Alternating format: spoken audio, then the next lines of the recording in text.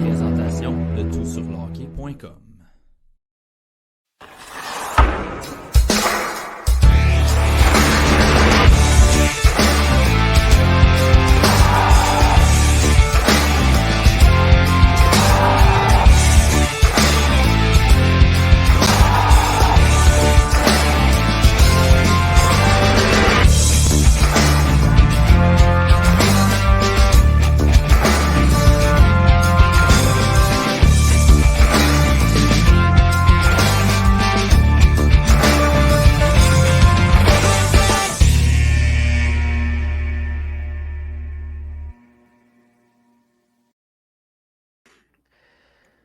Bienvenue dans ce nouvel épisode du TSLH Podcast. Je suis avec Pascal pour cet épisode strictement sur les espoirs des Canadiens de Montréal. Parce qu'effectivement, on vous présente ce soir nos top 15 et top 20 des meilleurs espoirs pour l'organisation des Canadiens de Montréal. Pascal, est-ce que tu es prêt pour cet épisode? Oh oui, je vais m'être aussi près de ma vie. Mais oui, j'avais quand même hâte qu'on fasse une mise à jour de nos rangs des espoirs des Canadiens de Montréal. Pas nécessairement parce que ça a bougé beaucoup, mais parce que il était temps. Puis il y a quand même des joueurs qui ont. Il n'y a pas gros de joueurs qui ont gradué. Fait que ça fait en sorte qu'il y a quand même beaucoup de mouvement dans le classement. Oui, exact, parce qu'il va falloir d'abord mettre les balises un petit peu pour ces classements-là. Premièrement, Pascal a un top 20. Moi, j'ai un top 15 comme on a présenté au début de la saison. Et puis, on a bien évidemment exclu Juraj Slafkovský, Kaiden Goulet, Kaden Primo, Justin Barron également et Arbor Xhekaj qui, à notre avis, ne sont plus des espoirs à proprement dit dans le processus de classement d'espoir. On considère qu'ils appartiennent désormais à la Ligue nationale. Et puis, c'est pas une cachette. Il va y avoir Jayden Struble dans le classement dans cet épisode. Et s'il continue à performer comme ça, d'après moi, Pascal, c'est le dernier classement que Jayden Struble va apparaître dedans. Là. Pas mal sûr et certain que ça va être le dernier. Ouais, on n'a pas été des défenseurs tant que ça de Jayden Struble. On avait souligné le fait qu'il avait stagné, dans le fond. Son style n'a pas vraiment... C'est pas qu'il n'y avait pas d'amélioration, mais que c'était un peu beige, dans le fond. T'sais. Fait qu'on avait hâte de le voir dans un contexte pro. Puis écoute, on n'est pas déçus. Je pense qu'il n'y a personne qui est déçu puis qu'il brouille les cartes, selon moi, des dirigeants. Puis c'est pour ça que, tranquillement pas vite, on va commencer à voir les effectifs là, aller à Montréal pour évaluer tout en place, dans le fond. On en parlera plus tard, mais je suis bien content. C'est du cheap labor qui, en fin de compte, devient du labor assez important dans ton équipe. Fait que, on ne peut pas cracher là-dessus. Exact. Et puis, nos classements des meilleurs espoirs du CH vont se retrouver dans l'extension du guide du TSLH Espoir. Et pour avoir accès à cette extension-là, c'est les membres Patreon qui vont avoir accès à partir du forfait rugueux, élite et pas un scout. Dans l'extension du guide, il y aura nos classements des espoirs du CH et il y aura également des fiches, tout comme pour les joueurs du repêchage annuel. Il va y avoir des fiches pour les espoirs du CH également. Fait que nos rankings de septembre et de janvier qu'on fait présentement se retrouveront dans le guide, l'extension du guide.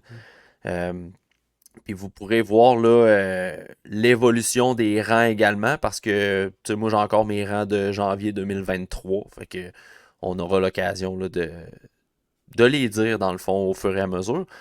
Fait que on va embarquer tout de suite, Pascal, avec le 20e rang commence. Puis je partagerai quelques commentaires par rapport aux joueurs entre 20 et 15, vu que moi j'ai simplement un top 15. Parfait. Écoute, au 20e rang, j'ai quand même hésité. Et oui, entre 3 joueurs qui ne feront pas la Ligue nationale de hockey. Donc, j'étais allé avec le même 20e rang que cet été, c'est-à-dire Dmitri Kostenko. Pourquoi? Parce qu'il y a une amélioration. J'aurais pu mettre Cédric Guindon, j'aurais pu mettre Petteri Nurmi, mais Nurmi a une progression très flat, c'est-à-dire qu'il joue dans la Liga, il n'y a pas plus de progression offensive que ça en ce moment dans son équipe. Il est capable de jouer dans le top 4 défensif, mais il n'y a rien de plus que ça. Puis ça, c'est en Liga, c'est un gros red flag pour la Ligue nationale de hockey. Pour Cédric Guindon, ça demeure un espoir C, D peut-être, mais qui son contrat est terminé, pas son contrat, mais la limite pour le signer cet été. Est-ce que le Canadien va le faire? On verra bien. Mais c'est quand même quelqu'un qui a de l'énergie et tout, mais il n'y a pas le petit facteur qui t'assure qu'il va jouer dans le show, mais même dans la ligne américaine. Donc, pourquoi Kostenko? Il a changé d'équipe dans VHL, puis il a retrouvé sa touche offensive. Il a vraiment retrouvé sa confiance, puis c'est vraiment de bon augure pour la suite. Est-ce qu'il va venir en Amérique du Nord? J'en doute, mais j'étais quand même content de voir cette progression-là. C'est Mike qui m'a fait remarquer, dans le fond, qu'il avait eu une augmentation de sa production dans la nouvelle équipe, et je suis allé voir 4-5 matchs. Puis je confirme qu'il est pas mal plus efficace. Il y a encore des grosses lacunes, on va se le dire. Là. C'est vraiment un Mathias Norlinder russe. Hein, on le dit depuis qu'il a été repêché. Puis ça n'a pas changé. Mais au moins là, il a retrouvé son efficacité offensive et en transition. Fait que je suis content pour lui. Mais ça demeure un 20e rang d'une banque qui n'est pas parmi l'élite de la Ligue. Fait que, on garde les choses en perspective. Ton micro est muté. Erreur de débutant de ma Boomer! part. J'étais occupé à répondre à nos Patreons dans le chat. Corrige-moi si je me trompe, mais Dmitri Kostenko, de mémoire, il est avec Mamonte Ugri dans le fond la même organisation que Yevgeny Volokin. Je me trompe-tu? Il me semble dans Oui. mes hebdos CH, c'est ça que j'ai Ouais. noté. Là. Si je me fie, parce que là, Kostenko joue dans la VHL, dans le club supérieur à celui de Volokin. C'est une bonne organisation, si je me fie à Volokin, là, en fait. Là. Très bonne organisation qui s'appuie sur ses défenseurs. Puis je pense que c'était un changement qui était bénéfique pour Kostenko. Puis il obtient du temps de jeu. Fait une chose qu'il n'y avait pas vraiment dans les dernières saisons. Fait que déjà, en partant, ça aide. Là. Le style, s'il est vraiment mieux à son style. Vraiment, ça va mieux, puis ça paraît. Tu vois qu'il n'est pas perdu. Puis que, tu sais, il pinchait avant, puis ça allait pas tout le temps bien. Là, il fait encore, mais tu vois qu'il est backé, puis que ça va quand même bien. Fait que, je suis content de la tournure des choses pour lui. Alright, donc Dimitri Kostenko, 20e rang pour Pascal, 19e Pascal. C'est quelqu'un que j'avais 18e, donc il a baissé de 1 rang, c'est Lokutok. Il n'y a rien de plus déplaisant que regarder Looktok quasiment sa glace cette année, à part, mettons, Biondi. Il joue avec Celebrini et avec le frère à Hudson.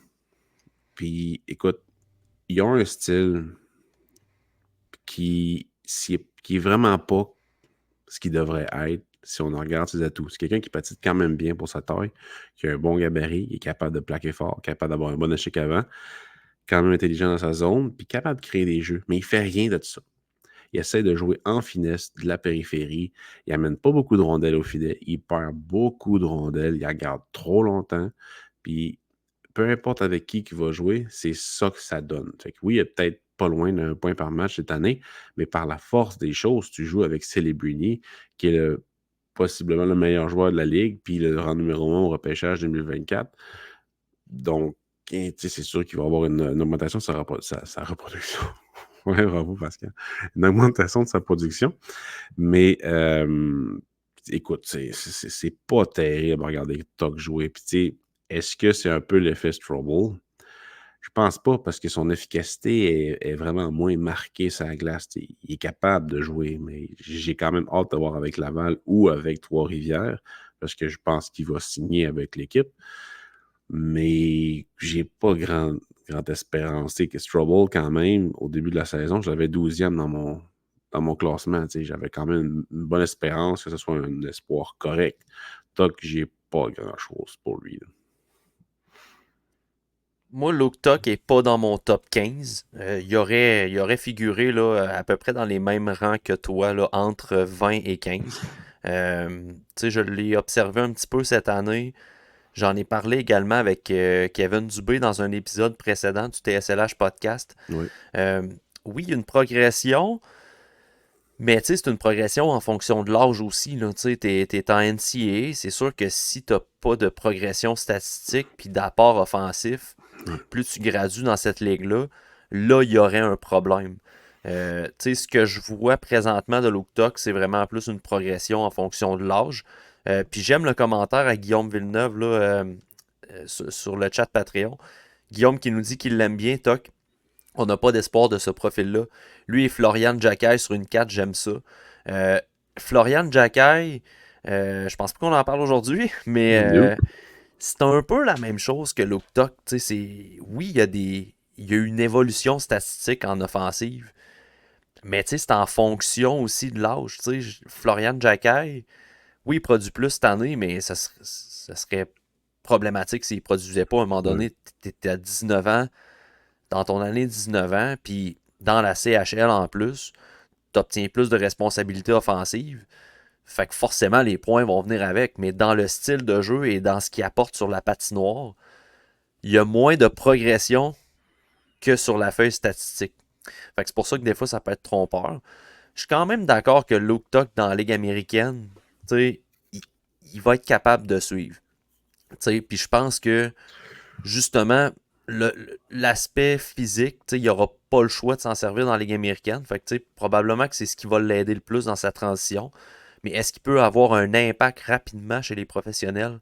Un peu à la Jaden Strawball, moi je pense pas. Là. Non, tu sais, c'est Je suis pas comme là. Nathan Légaré, mettons. Tu sais, Nathan Légaré, cette année, je pensais que ça allait mieux fonctionner que ça. C'est pas dégueu, il y a quand même ses utilités, mais il embrasse de plus en plus le rôle de grinder, de gars qui pourrait se battre puis qui plaque. Son rôle offensif, son tir, c'est plus tant là. Mais Luke Tuck, est-ce qu'il va être capable de prendre ce chemin-là, d'accepter ce rôle-là? Je sais pas, parce que à son année de repêchage, il y avait un aspect physique. Mais plus ça va dans l'NCAA, plus moins il est là, cet aspect-là. Il plaque de moins en moins, il s'implique de moins en moins devant le filet. En repli, le positionnement est là, bon bâton, ça va quand même bien. Je pense que c'est l'aspect qui est le plus amélioré. Mais, tu sais, c'est pas assez. À mes yeux, c'est pas assez. Mais, tu sais, c'est sûr qu'il va être signé, puis ils vont travailler avec lui. C'est un gars intelligent, tu sais. Possiblement que ça va être quand même bien dans les américaines, mais tu sais, j'aime même pas mal plus Emil Heinemann dans le bottom six du Canadien de Montréal que Luke Tuck Ouais. ou Florian Jacquet. Mais on peut se tromper, évidemment, là. Mais tu sais, moi, non. Tu sais, ça fait penser à Connor Crisp. Tu sais, Connor Crisp, on le vantait. Tu sais, je pense que c'était un overager qui avait été repêché, un gars full robuste. Mais tu sais, écoute, il n'a rien donné. Là, tu sais, fait que je pense que ça va s'arrêter là aussi pour Tuck. Mais on verra bien. Alright. 18e rang, Pascal. C'est Philip Eriksson, un nouvel arrivage dans mon top. C'est un espoir qui joue en Suède, un peu frêle. Et cette année, il a joué dans SHL. Puis, tu sais, il ne jouait pas beaucoup pour Vaxo, de 10 à 13 minutes, des fois moins. Puis là, il joue dans la VHL, puis ça va bien. Donc, j'ai pas eu peur de le mettre dans mon classement, Je mais te ça corrige tout demeure. de suite, Pascal, parce que tu as mentionné VHL, mais on parle plus de la Allsvenskan. Ah, oui, la Rocky Svenskan, excusez. C'est un russe, Roxon. Bref, ça va être la Alka Svenskan. Et ça va quand même bien, offensivement. Malgré ce qu'on a dit dans le dernier épisode, c'est-à-dire que quand tu vas bien dans Alka Svenskan, red flag. Quand tu vas pas bien, c'est pas un red flag. Mais pour lui, il ressort pour les bonnes raisons. C'est-à-dire que c'est un gars qui est bon partout sur la glace, qui a une bonne rapidité, quand même des skills, mais il manque tellement de force. Ton tir est un peu risible. C'est quasiment des tirs papillons, tellement que ça va pas vite. Là. C'est pas puissant, mais il y a beaucoup d'impact sur la glace quand même, niveau défensif sans la rondelle, par la rapidité. Donc, c'est vraiment un à voir. Il pourrait probablement jouer très bientôt dans la Ligue américaine de hockey, en fait, ce gars-là, parce qu'il comprend la game. Il a vraiment la bonne façon de jouer. Et probablement qu'il va jouer au moins une saison de plus là, en Suède. Là. Mais il ne faut pas ignorer cet espoir-là. Ouais, Philippe Eriksson qui faisait les manchettes dans l'hebdo CH de tout sur le hockey aujourd'hui. C'est ça, 2 matchs en Allsvenskan, un but, 2 passes. Dans le fond, c'est son premier but de la saison régulière en excluant la Champion League. Ouais. Parce qu'il y a 3 buts en Champion League cette saison. Fait que c'est ça, une rétrogradation profitable pour lui parce qu'on se rappelle, il a été blessé. Il a joué 13 matchs l'année passée. En saison régulière, il a été blessé. Ouais. Puis tu sais, tu commences la saison directement en SHL après une sérieuse J'ai pas blessure. compris le move. Ben, c'est ça. Moi, j'ai trouvé ça pas audacieux, mais en même temps, on peut le voir dans un certain sens. C'est un vote de confiance envers le jeune parce qu'il y a la compréhension de la game pour jouer en SHL, Mm. même en ayant manqué une saison complète. T'sais, On peut le voir dans les ainsi. matchs préparatoires, il jouait bien. On peut pas y enlever. Il jouait vraiment bien dans le rôle. J'avais fait justement un rapport d'observation sur lui. Et il gagnait une place. Je comprends pourquoi ils l'ont mis là, mais en même temps, à long terme, tu le fais juste jouer 10 minutes, alors que c'est un gars qui est capable d'amener l'offensive. J'ai mes réticences, puis je suis juste content qu'il soit dans la V à Alvenscan. Ça a pris 29 matchs Ouais. avant qu'on décide de l'envoyer dans Allsvenskan. Moi, c'est ça que j'ai Mm. trouvé long un peu là, dans son cas. Ouais, après Noël, peut-être qu'il va jouer l'année prochaine. C'est-tu un late? C'est un late. Je pense qu'il ne jouera pas dans le championnat du monde junior l'année prochaine. Mais écoute, ça demeure un espoir intriguant, je dirais ça. C'est un espoir intriguant pour la suite des choses. On verra bien. Yes, 17e rang, Pascal. Ouais, un gars qui a baissé de 4 ans, c'est William Trudeau. Parce que là, tu sais, ça s'est pas vraiment amélioré là, cette saison. L'année passée, ils nous ont vraiment surpris.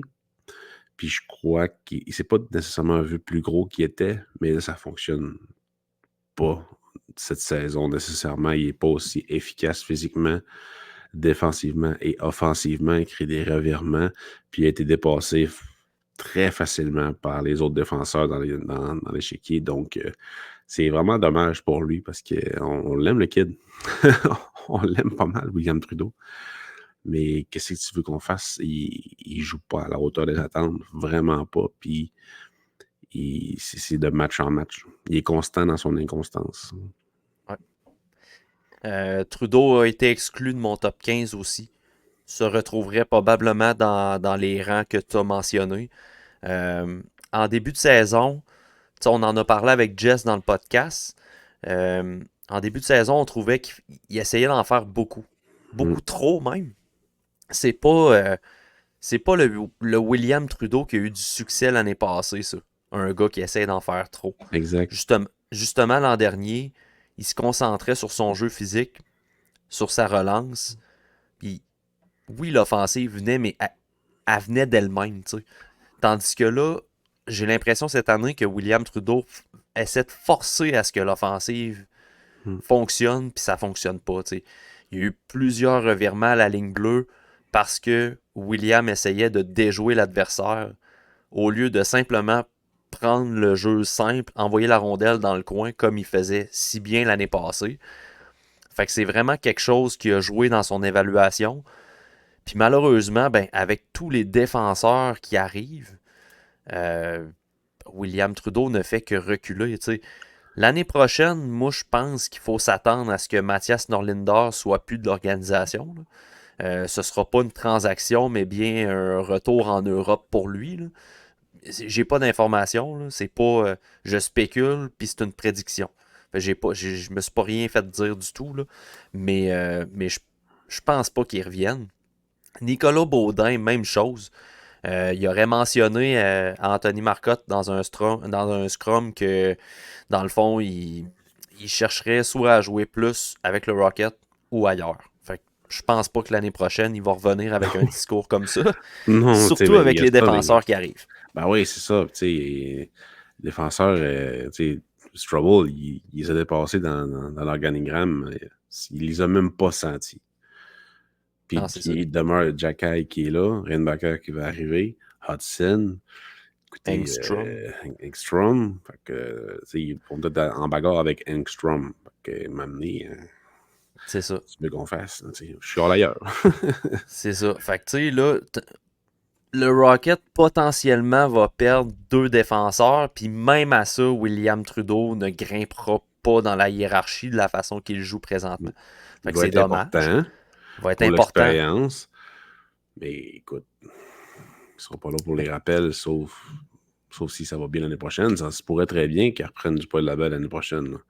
Mais tu sais, on voit le plafond. Là, Ouais. on voit le plafond, c'est-à-dire qu'il essaie d'être un 6 dans la nationale de hockey, mettons, en démontrant un peu d'offensive, un peu de physique, puis ça va pas bien pour une deuxième saison. Ça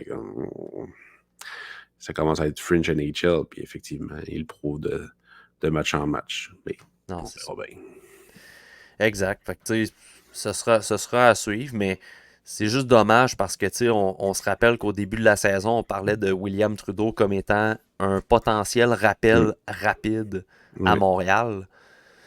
Puis là, ben, ce sera pas le cas, là. Tu sais, Ça a commencé avec un camp désastreux, puis ça continue avec une saison mouche. c'est ça. Il va falloir qu'ils trouvent de quoi cet été pour revirer la situation. Ouais, exact. Exact. 16e rang, Pascal. 16e rang, j'aimerais bien plus avoir ce joueur-là sur ma 4e ligne que Lokutok ou Florian Jacquet, c'est-à-dire Vincent Rohrer.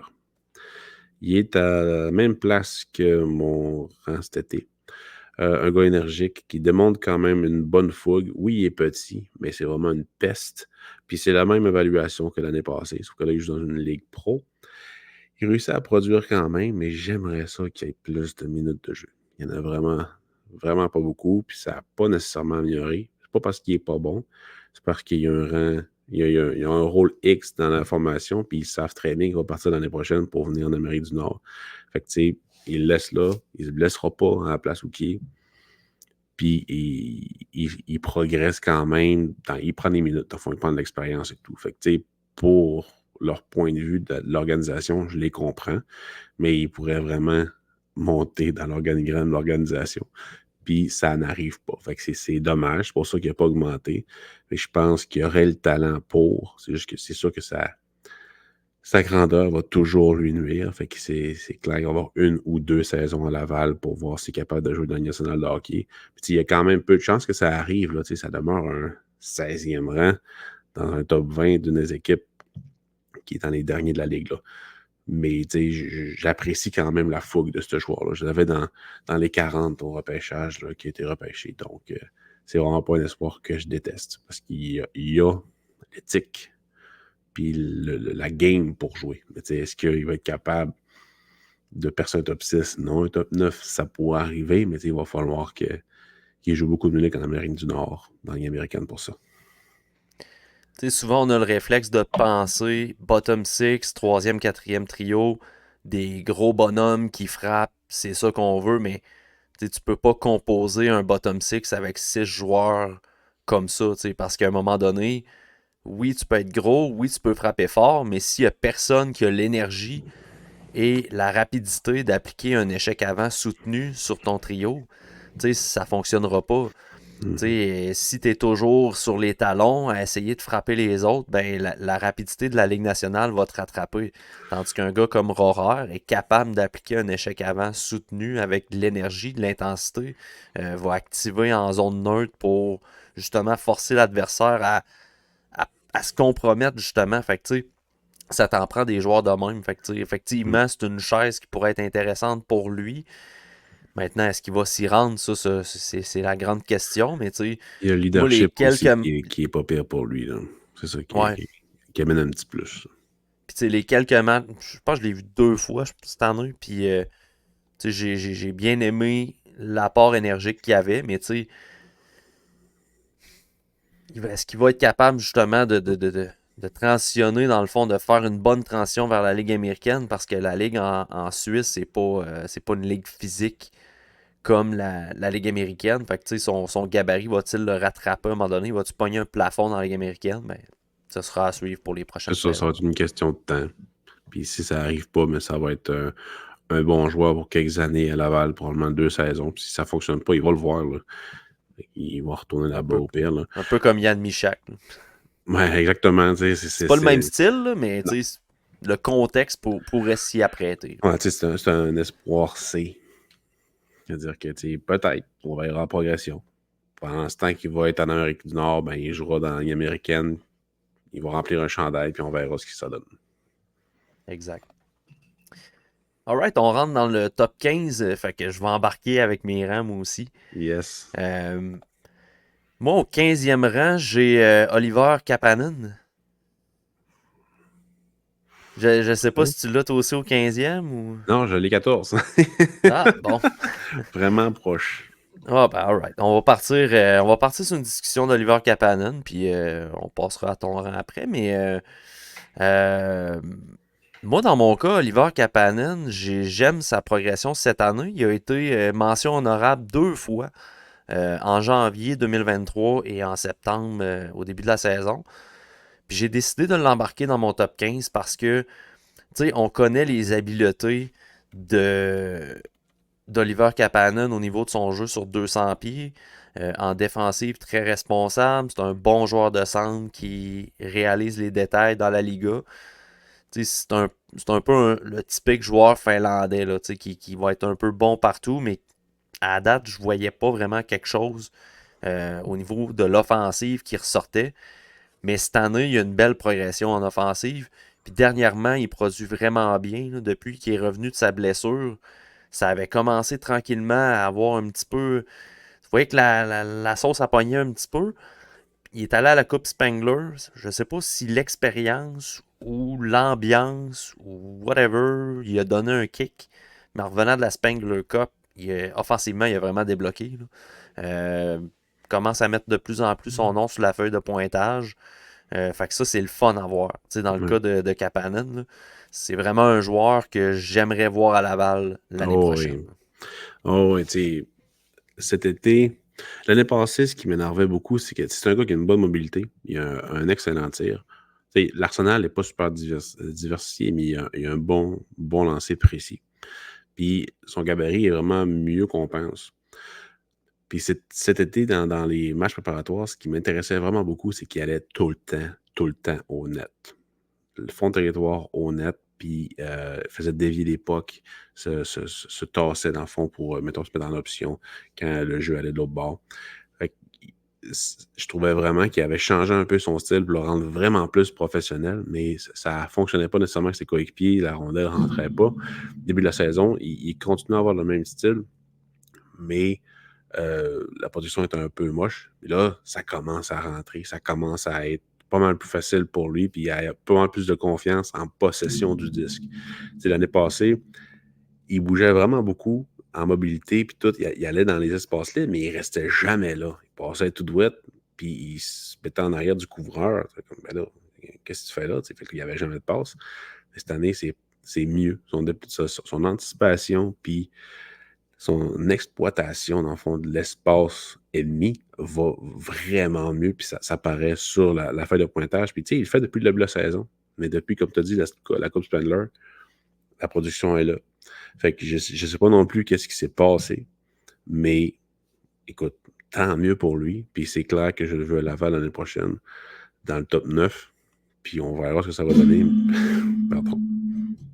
Mais Lâche-toi pas, là. non, Lâche-toi pas, là. j'ai pogné le ressort de mon... je vais arrêter de parler avec mes mains. Je vais faire avec mes mains comme ça. Et ça fonctionne plus. Fait que non, je suis vraiment content pour lui, sérieusement. Tu sais, ça demeure un choix de deuxième ronde qui a pas déçu, mais quand même jusqu'à date. Mais écoute, ça s'enligne pour donner quelque chose. Alright, au 15e rang, Pascal, t'as qui? J'ai Riley Kidney. Ok, ben garde, moi j'ai Riley Kidney 14, fait que lançons la discussion sur Riley Kidney maintenant. Vraiment surpris cette année. Je suis vraiment content de son évolution, de sa progression, de la confiance aussi qu'on a en lui de plus en plus. Puis je trouve qu'il réussit quand même à ressortir dans l'ensemble de la glace. La constance n'est pas nécessairement là sur son impact, mais il réussit à faire des jeux qu'il faisait dans le junior de plus en plus. Puis encore une fois, c'est de bonne augure. Mais le chemin va être long jusqu'à la Ligue nationale de hockey, on va se le dire. Là, je ne sais pas s'il va y arriver, là, mais de plus en plus, on a des des indices qui pourraient quand même s'établir comme un joueur solide dans la Ligue américaine, puis on verra s'il va être capable d'avoir des rappels et tout pour la suite des choses. Mais tu sais, quand il va avoir les échanges, parce qu'il va en avoir des échanges, ben c'est sûr qu'il va avoir de plus en plus de place pour lui.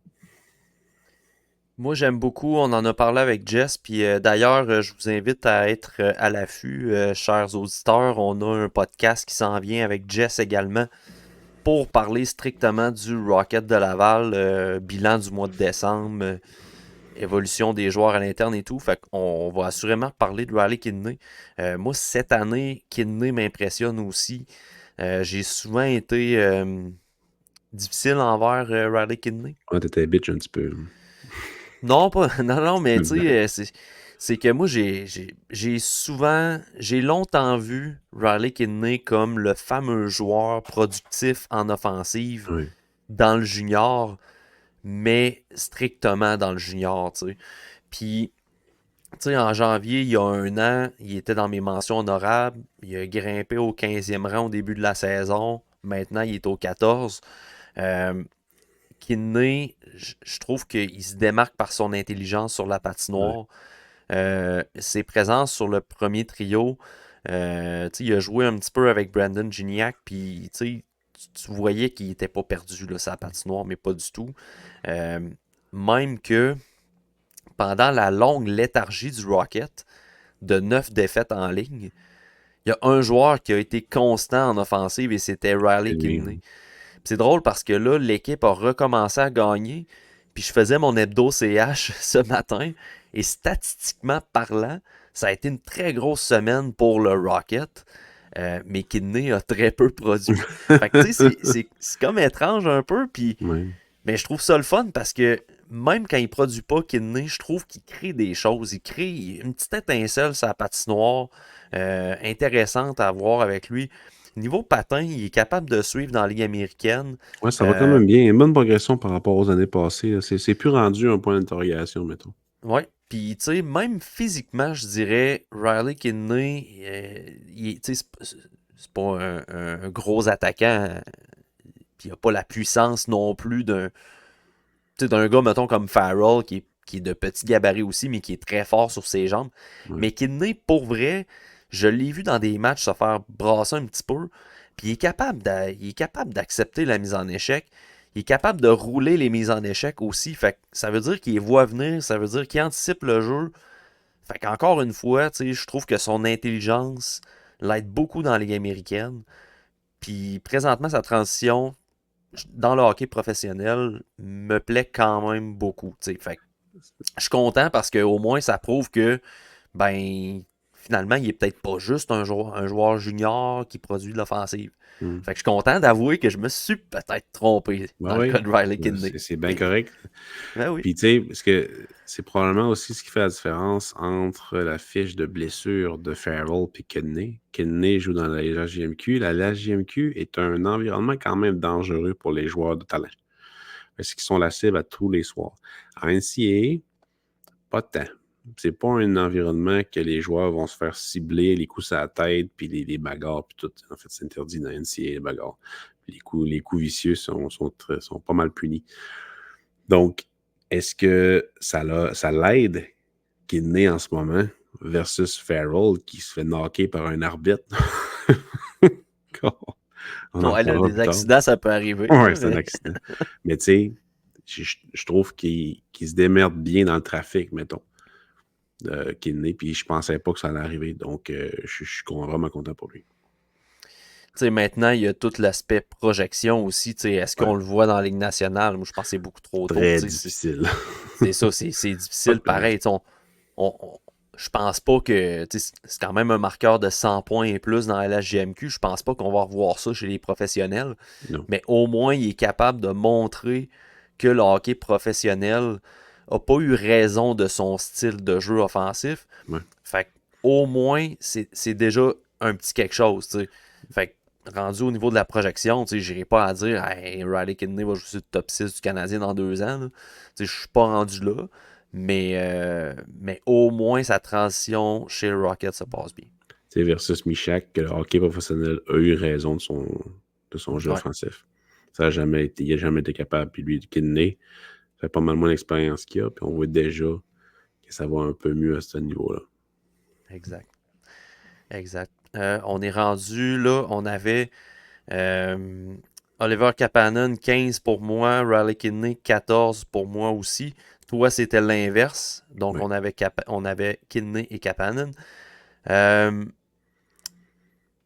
ouais, à l'écran, j'ai comme inversé. Hein, j'ai marqué 15e rang pour moi. Bref, ceux Hmm. qui regardent sur YouTube, mes excuses. Faut que je fasse 8 choses en même temps.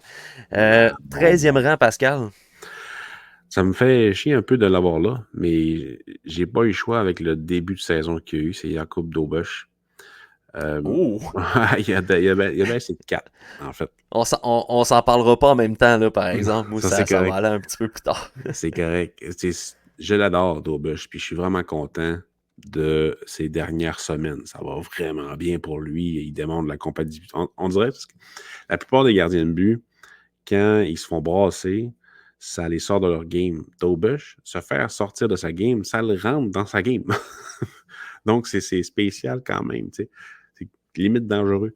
Mais, fait que, tu sais, j'aime ça, voir ça, mais ça point d'interrogation quand même sur lui à ce niveau-là. Mais tu sais, je ne sais pas quelle version est la vraie de lui en ce moment. Est-ce que c'est ce qui était catastrophique un peu au début de saison avec la défensive de marde qu'il y avait à Laval? Ça allait vraiment pas bien en défensive. Tu sais, à un moment donné, un gardien ne peut pas arrêter 6 tirs qui arrivent avec une passe transversale ou bien une passe directement dans l'enclave à partir dans l'arrière du filet. Là. Il n'y a aucun gardien de but qui peut faire 100% des arrêts là-dessus. Là. Puis Dobeš, c'était constamment ça, les high danger shots qu'il y avait sur lui. Là. Fait qu'à un moment donné, c'est normal. Là. Mais il s'enlisait vraiment souvent. T'sais, on l'aime le kid, là. Mais il a baissé de 4 ans à cause de son début de saison. Mais c'est clair que s'il continue comme ça, il est sur une pente ascendante dans mon classement. Puis, il est dans le même tiers que les 3 prochains. Il aurait pu être 11, mettons. Ben, 3 pas 13. Mais dans les 3 rangs, là, dans 13, 12 puis 11. Là. Mais je le mets là parce que justement, mauvaise saison au début. Là. Fait que, on verra bien. Ouais, j'aurai l'occasion d'en reparler plus tard, Pascal. Mais correct. Je crois encore en Jakub Dobeš, puis j'aurai la chance d'expliquer pourquoi Ah, plus il était tard. 9, ben c'est à 13, pas si pire. Moi, au 13e rang, j'ai Bogdan Konyushkov. On va en parler plus tard. Ouais, c'est ça. Euh, Bogdan qui était dans les mentions honorables dans mon ranking de début de saison. Euh, on peut pas enlever tout ce qu'il fait présentement en KHL. Euh, tu sais, la raison pourquoi je l'ai pas plus haut, puis ça va venir dans la même explication que le prochain que je vais parler aussi, mais des fameux défenseurs, bons à bouger la rondelle, mobiles, intelligents en relance. Y en a-tu des défenseurs de même, Pascal? Oh, Hein? il y en a, maudit. Fait que tu sais, Les droitiers, il n'y en a pas gros à Montréal, par exemple. ouais, c'est sûr. Mais tu sais, c'est ça. C'est au niveau de. Ben, premièrement, la projection, tu sais, je peux comprendre qu'en KHL, présentement, il fait bien. Faut juste mettre en contexte que oui, c'est une ligue professionnelle. C'est aussi une ligue que les Russes aiment bien démontrer leur talent individuel, mettre peu d'hargne dans le travail. Fait que tu sais, je veux quand même pas non plus m'emballer sur les performances de Bogdan Konyushkov en KHL. Cela dit, il embarque dans mon top 15 parce que, premièrement, son efficacité sur la patinoire est indéniable. C'est un gars qui est rassurant. Sa présence sur la patinoire est rassurante pour la pression adverse. Il est capable de la gérer adéquatement. Il va sortir son équipe du trouble en relançant la rondelle. Mais c'est ça, c'est les fameux défenseurs qui font bien circuler la rondelle, qui ont des bonnes visions de jeu, bon en relance. À un moment donné, je cherche quelque chose d'élite pour les mettre plus haut, puis je trouve pas. Fait que c'est pour ça qu'il freine à 13. Une fois qu'il va venir à Laval, parce que j'ose espérer, du moins qu'il va venir à Laval à un moment donné. Ouais, il va revenir dans la Ligue nationale de hockey, pas en bas de ça, d'après moi. Oh! Fait que quand il va venir à Laval, Mais Pascal. pourquoi il viendrait à Laval alors qu'il joue en KHL, puis que, mettons qu'il pourra signer un gros contrat avec Torpedo? Tu sais, mettons la clause aller à Laval ou à KHL, tu sais. En tout cas, on verra. J'aimerais ça aussi qu'il passe Ok, par toi tu parles. Laval. Ouais, ouais, ok, Et ouais, je dans comprends où ce trois que ans. tu veux en venir. Ouais. Dans le sens que tant qu'à venir en Ligue américaine, le gars va rester dans le KHL jusqu'à temps qu'il y Ouais. ait une place en Ligue nationale. Ouais, Ok, c'est ouais, ça. je comprends. Ouais, je comprends ce que tu veux dire. Je suis d'accord avec ce que tu amènes. OK. Chance que tu m'as remis à l'ordre. Parce que si, mettons, il venait l'année prochaine, OK, Laval. Mais dans 3 ans, je sais pas s'il va accepter. Je pense que son contrat, il est quand même. Je l'ai pas sous la Il main, l'a là. signé cet été pour Ouais, 3 c'est ans. ça, hein. Fait que là, il Ok. reste 2 ans après, là. Ok. C'est Peut-être bon. qu'il pourrait le péter, son contrat. Ça pourrait être tu sais, part Ouais. ways, comme Miroshnichenko. Ça pourrait arriver parce que Torpedo est quand même une bonne organisation, mais est-ce qu'ils vont le faire? J'en Ouais, doute c'est une sur pas. Tu sais, c'est plus le CSKA et le SKA qui qui veulent rien gosse. savoir des bris de contrat, mais tu sais, Ouais. il y a plusieurs clubs pareils là, dans le KHL qui d'un accord mutuel, autorisent les joueurs à briser leur contrat. Là. Ça Ouais. arrive plus souvent qu'on pense. Là, Mm. Puis, tu sais, moi, Konyoshkov, je l'ai plus haut. Puis, je vais en parler plus en profondeur de mon côté. Je ne suis pas en désaccord avec ce que tu dis, pas du tout. Je pense que l'aspect offensif est vraiment surestimé. Je pense que sa fiche, c'est vraiment un produit de son temps de jeu. Mais son efficacité partout, son positionnement à droite, fait en sorte que je l'ai haut dans l'organigramme du Canadien. Puis tu sais, sa fiche est pas si incroyable que Non, ça, non. là, tu sais. Ben, Fait c'est le meilleur défenseur et de loin de son organisation. oui, Mais oui, c'est parce oui, qu'il joue 25 minutes par match. c'est ça. Il est tout Fait le temps là. c'est ça, fait que tu sais, à un moment donné, la loi de la moyenne fait en sorte que oui, tu vas récolter des points, surtout que tu sais, en offensive, il y a quand même de bons joueurs à Torpedo. Oui. Fait que tu sais, là, je me dis, l'aspect offensif va-tu suivre? Parce que si ça suit pas, tu sais, à un moment donné, des défenseurs qui, tu sais, je veux dire, on a-tu un Jordan Harris russe, tu sais, Ouais, je c'est veux dire, ça. on en a là, des Ce défenseurs qui bougent bien serait la correct rondelle, là, d'avoir un tu sais. Jordan Harris russe. Moi, à droite, on n'a pas Oui, de problème avec ça. Mais tu sais, ça demeure que c'est pas un gars qui va faire 40 points. Là. c'est ça, exact. Euh, Donc, 13e rang, Dobush pour Pascal, Bogdan Konyushkov pour ma part. 12e rang, Pascal, t'as qui? J'ai Adam Engstrom. Moi aussi. Ouais, j'étais sûr. Je sais pas, j'étais sûr que tu avais le même rang que moi, Adam Engstrom. Il a baissé de 4 ans. Mais c'est parce qu'il y a d'autres qui ont démontré des choses sur des gros stages ou à Laval. Fait que, tu sais, il n'a pas eu le choix de baisser, mettons, mais tu sais, il n'y a pas une régression dans son cas. Ça demande un gars hyper fier avec une bonne mobilité. J'aimerais plus de production, mais je pense que c'est pas nécessairement. Je pense qu'il veut plus stabiliser son jeu défensivement et au niveau de sa prise de décision. Fait que c'est pour ça que peut-être un peu moins de points qu'on pourrait espérer. Mais écoute, il y a une bonne saison en SHL à date. Là, ça demeure un gars assez jeune. Là. Fait que, lui, il a le chemin tout tracé vers l'avant l'année prochaine. Puis on ne sait jamais pour la suite. Mais il y a beaucoup de gauchers à Montréal. Donc, on verra bien. Là, mais là, il va être à l'avant l'année prochaine. Puis on verra ce que ça va donner. Personnellement, c'est pas un Kent Miss. C'est vraiment pas ça. Mais son style crie la Ligue nationale de hockey, crie le hockey professionnel parce qu'il gère vraiment bien ce qui se passe autour de lui pour l'éviter ou pour absorber la pression.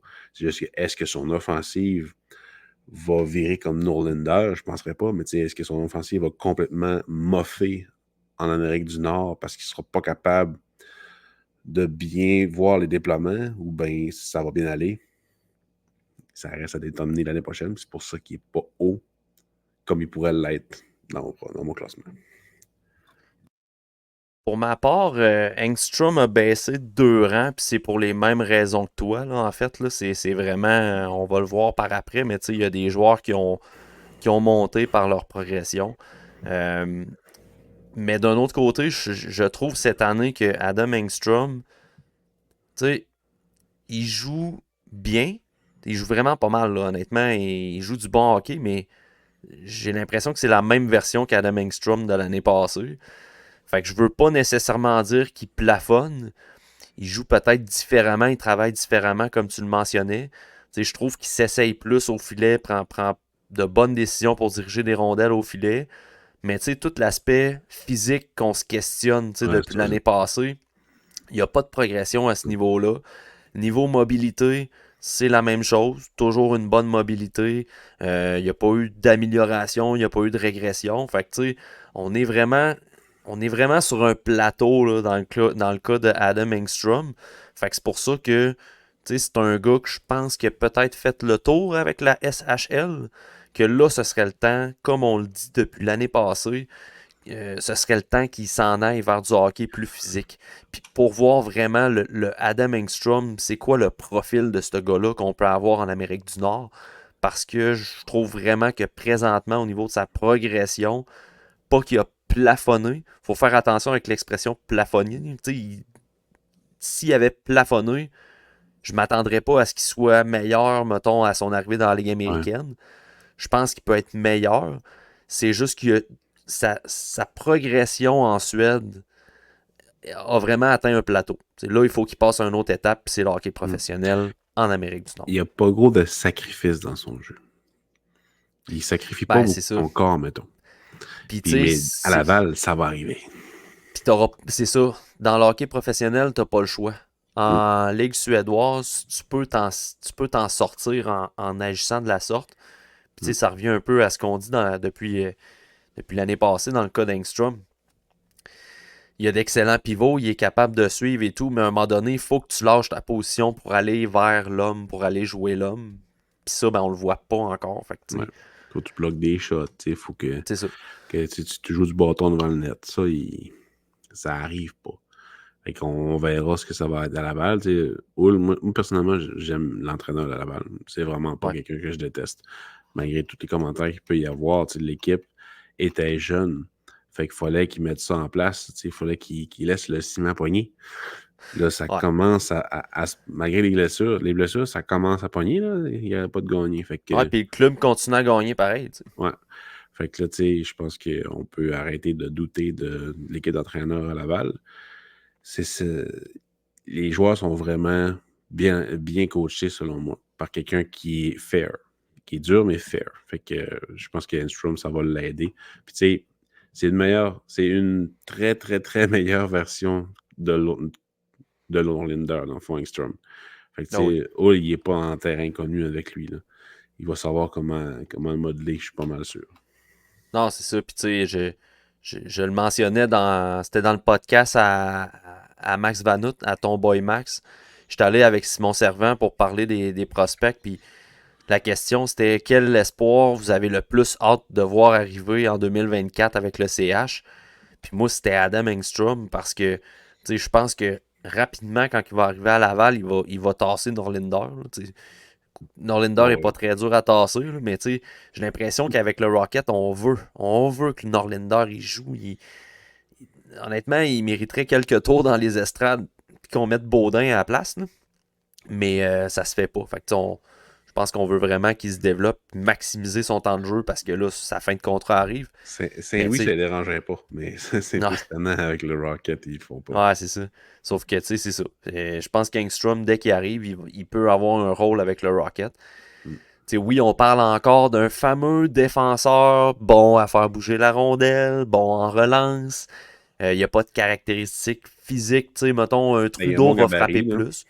Il a un bon gabarit, mais tu sais, il s'en sert plus ou moins. Il s'en sert pour protéger la rondelle, mais pas pour jouer l'homme. Tu sais, peut-être que Trudeau, il y a un avantage sur Engstrom pour ça, sauf que niveau circulation de rondelle, niveau créativité, niveau sortie de zone, je pense qu'Engstrom est meilleur. Compréhension aussi Ouais. des positionnements, je pense qu'Engstrom il est meilleur. Au niveau des permutations aussi. Fait que, tu sais, c'est ça. Ça va être de voir quelle va être sa chaise dans tout ça. Euh, mais toutes les raisons que je viens d'énumérer, c'est pour ça que je suis pas capable de mettre Engstrom plus haut dans mon top 15. Mais c'est ça, j'ai la même position, fait qu'on peut passer au prochain. On a fait le Yes, tour pas 11e mal. rang. 11e rang, ben moi j'ai Philippe Messeur. Moi aussi. Je tiens à dire aux auditeurs, on s'est pas consulté pour notre top. Je suis même pas au courant. Je remplis les noms, ceux qui regardent sur YouTube, je remplis les noms du taker dans le bas au fur et à mesure parce que je sais pas c'est quoi le Mais ranking à tu Pascal, mais bref. on a quand même une façon similaire de voir les choses quand même. Tu sais, des fois, la gestion du risque n'est pas pareille, fait qu'on a des différences, comme avec Dolbush, mettons.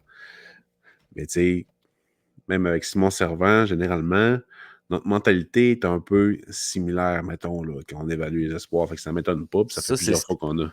Oui. ça, c'est ce qu'on appelle des évaluations basées sur des visionnements de Ouais, match. il y a ça aussi. Mais on a quand même nos préférences, puis des préférences qui sont quand même similaires. Si, mettons, Simon Saint-Laurent qui va regarder le même match que nous, mais qui n'a pas nécessairement les mêmes préférences par rapport. Lui il aime ça les Russes. C'est une chose. Mais tu sais, il y a certaines affaires qu'il aime plus que nous autres on aime moins. Fait que, ça fait un bon mélange. Une chance qui est là, dans le fond, parce qu'il est vraiment différent. Ah oui. Mais c'est ça. Fait que ça fait plusieurs fois qu'on a des discussions sur ces espoirs-là dans des rangs, dans les rankings. C'est pas étonnant de voir qu'on a quand même des rangs similaires. Non, Ça c'est ça. va quand même des bonnes discussions. Mais ouais, Philippe Méchard. Moi, Méchard est passé, il y a un an, de sixième meilleur espoir à 13e au début de la saison. Puis il a remonté de 2 rangs pour le 11e. La chute de l'an dernier versus au début de l'année était explicable par son jeu en général. Là. Honnêtement, l'année passée, c'était une saison d'adaptation. Ça a été un petit peu plus difficile. Il n'a pas répondu à mes attentes. Et puis, j'ai pas trouvé qu'il y avait des progressions au niveau de ses lacunes. Cette année, je trouve ça premièrement beaucoup mieux. C'est quelques matchs en Ligue américaine. Il en a joué 2, je pense. Ouais, il a Un, joué les non? 2 premiers. Pas Il un? a joué les 2 premiers matchs de l'année. Deux OK. premiers matchs de l'année à Laval. Il a bien fait. Honnêtement, j'ai bien aimé son jeu. Mais tu sais, je l'ai mentionné souvent dans des podcasts, dans des textes. Euh, Méchard ne sera jamais le joueur qui va rentrer en pleine face dans l'enclave et qui va manger les bandes. Il sera jamais ça. J'en suis rendu à vouloir un Philippe Méchard qui est excellent en périphérie, puis que à Qui l'occasion, il va être ralentit. capable de couper au centre, Qui ralentit le jeu une fois prendre de des temps en bonnes temps. chances. C'est ça, ouais. Exact. Fait que c'est ça qu'on veut voir de Méchard.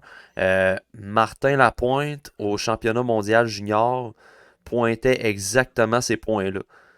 Comme quoi, Méchard, faut qu'il apprenne à couper à l'intérieur, faut qu'il apprenne à attaquer l'intérieur, tu sais, qu'il n'est pas un joueur physique et tout. C'était des choses qui sortaient, c'est des choses qui sont véhiculées beaucoup par les observateurs. C'est un fait, tu sais.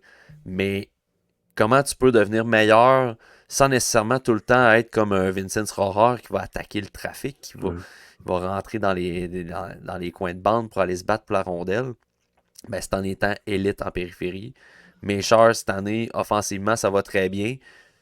Je veux pas m'emballer sur son apport offensif. Et c'est pour ça qu'il est resté à 11. Il y a un Carson Rakoff à côté qui produit excessivement beaucoup. C'est un franc-tireur qui récupère aussi beaucoup de rebonds autour du filet et qui marque des buts comme ça. Ça aide beaucoup Philippe Méchard. Les Rangers de Kitchener ont tout qu'un club avec Bruce Dewitch. Ils ont rajouté Edward Saleh. Ouais.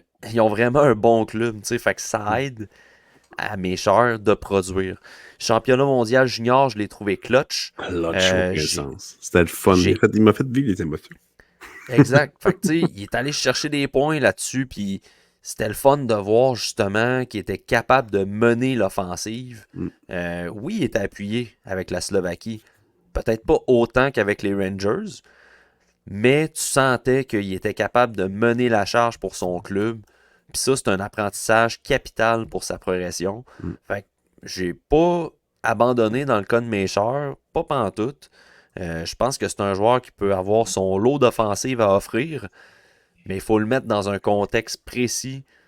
Puis pas le camoufler, là, le terme sheltered. Là.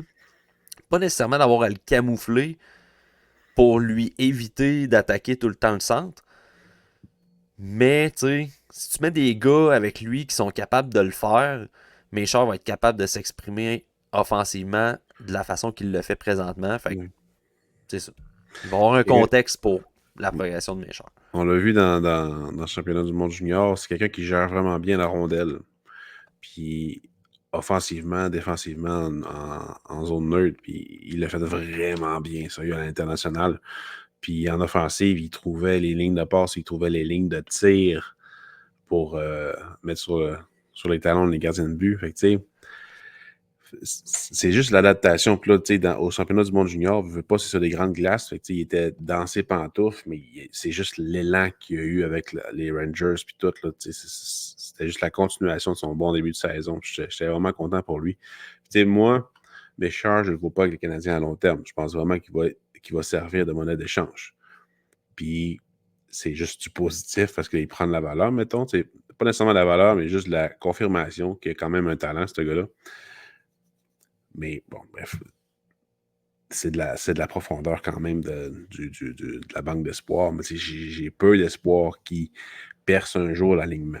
Si ça arrive, tant mieux, là, parce qu'il va se rendre à Laval probablement l'année prochaine, c'est sûr et certain. J'espère que ça va bien aller pour lui, mais tu sais, ce profil-là de joueur chez les Canadiens, il y en a tout le temps trop. C'est pour ça que je me dis qu'il va probablement être échangé. Mais tu sais, je suis vraiment juste content pour lui qu'il a eu ce bon tournoi-là. J'aurais aimé ça qu'il dure au moins un match de plus. Il l'aurait mérité. C'est vraiment dommage que ça n'ait pas bien été pendant la période de prolongation à cause de Sturback. Mais si tu veux qu'on fasse. On peut juste se réjouir dans le fond. Qu'est-ce qui s'est passé pour lui cette saison? Guillaume, en commentaire sur Patreon, nous disait que Méchard est dominant sur une patinoire européenne. Ben, c'est sûr que dans le style de Philippe Méchard, oui, c'est un joueur de périphérie. On s'en cachera pas. C'est un joueur de périphérie. C'est sûr qu'une patinoire plus large, il y a plus d'espace. Puis quand tu donnes l'espace à Méchard, il a d'excellentes mains, il a une bonne mobilité. Fait que oui, il va tout exploiter l'espace qu'on lui donne. Puis, Mais dans la OHL, il y en a un petit peu moins, puis il est quand même capable de se démarquer ouais. pareil. Puis à ces 2 matchs dans la Ligue américaine, j'ai déjà trouvé qu'il était meilleur que son match l'année passée, où ce que là, c'était pas beau. Là, tu voyais que physiquement, il était pas là. Cette année, ces 2 matchs, physiquement, oui, il évitait le contact. Oui, il aurait pu aller, mettons, sur le porteur dans le coin pour travailler, puis sortir la rondelle, mais à la place, il donnait un petit coup de bâton, puis il détournait. Là. Mais tu sais, il faut pas s'attendre non plus à ce qu'il grind tant que ça dans les coins. Mais il y avait peu d'espace dans les américaines, puis il trouvait quand même le moyen de transporter la rondelle puis de faire progresser le jeu. Comme Il y a une amélioration. l'année passée, la saison passée pendant le camp d'entraînement à Montréal. Ça avait vraiment bien été. On était tous ça va vraiment bien. Mais tu sais, faut pas s'étonner non plus que chez les grandes patinoires, que ça aille bien. Il a joué là toute sa vie. Ça fait qu'un an et demi qu'il est ici, là. Fait que faut pas Ouais. s'étonner de ça, c'est sûr. C'est vieilles pantoufles de jouer sur une grande patinoire avec ses chums. Tu sais, c'est juste normal. Slavkovski, ça aurait été la même chose aussi s'il avait été au championnat du monde junior l'année passée, là. C'est pas étonnant pantoute, là. C'est pas négatif non plus, c'est juste normal. C'est en fait de ne pas avoir été bon cette année, ça aurait été un peu étonnant. Mais écoute, Et décevant. et décevant, oui, là. Mais avec son bon début de saison, on pouvait s'attendre quand même qu'il y ait un gros tournoi. Mais faut pas dire ah, mais tu sais, grande patinoire. Non, c'est juste normal. C'est un pléonasme. Quasiment. Fait que, bref, on peut passer dans le top 10.